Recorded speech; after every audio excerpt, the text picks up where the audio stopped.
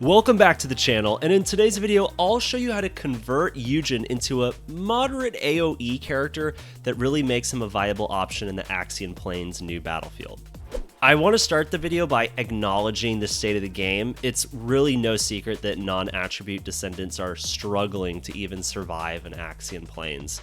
Their absence was recently discussed by the developers, and apparently we'll be getting some balancing in the future, but as to what, we're not really sure. So I'm making this video because I personally main Yujin. I enjoy playing with him, so I'm trying to show others who like Yujin how they too can play him in Axion Plains. The build we'll be making is sort of like an inferior Room Zero trauma that Freyna has, so you'll see some similarities as you start to see the gameplay.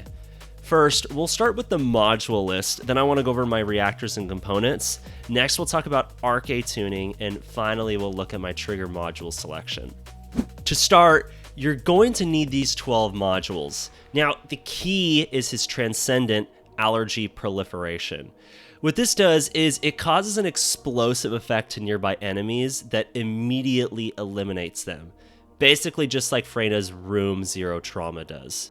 In order, you're then going to want power increase, amplification control, non-attribute amplification, increased HP, MP conversion, strong mentality, focus on singular, skill extension, decimator, and singular amplification.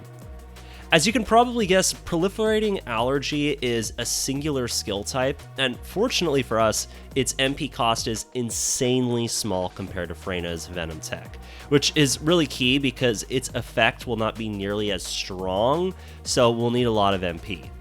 However, we do get 2 allergens at a time.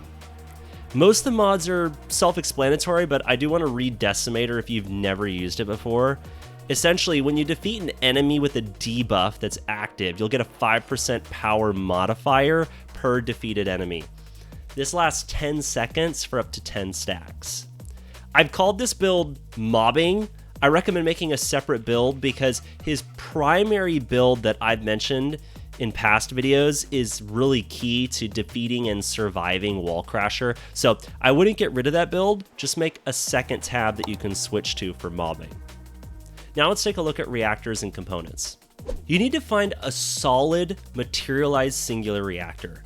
This gives a non-attribute skill power boost and a singular skill boost, which will focus on allergy proliferation.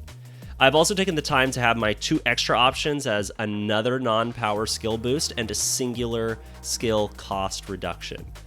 Farming reactors to get the perfect lineup can really take forever. I know that right now, running Chapel Hardcore and Echo Swamp has been dropping solely these reactors, so I recommend doing a few runs there. Let's talk components. Now, currently I'm using Distorted Resolve and Invader sets from Deathstalker.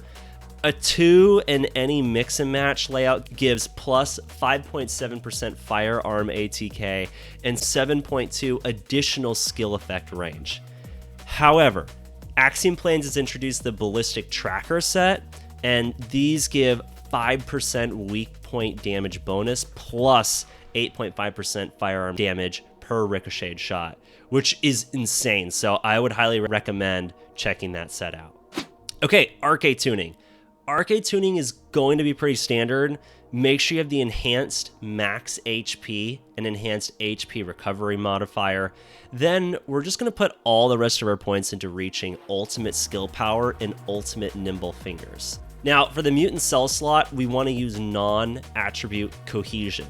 This mod gives a 50% trigger rate for 10 seconds of an additional 6.4% skill power, and you can get 3 stacks of that.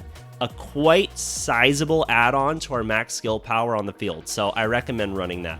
Finally, in looking at the trigger module, trigger modules are brand new. They're insanely difficult to pull with the low RNG, but I mean, it is what it is.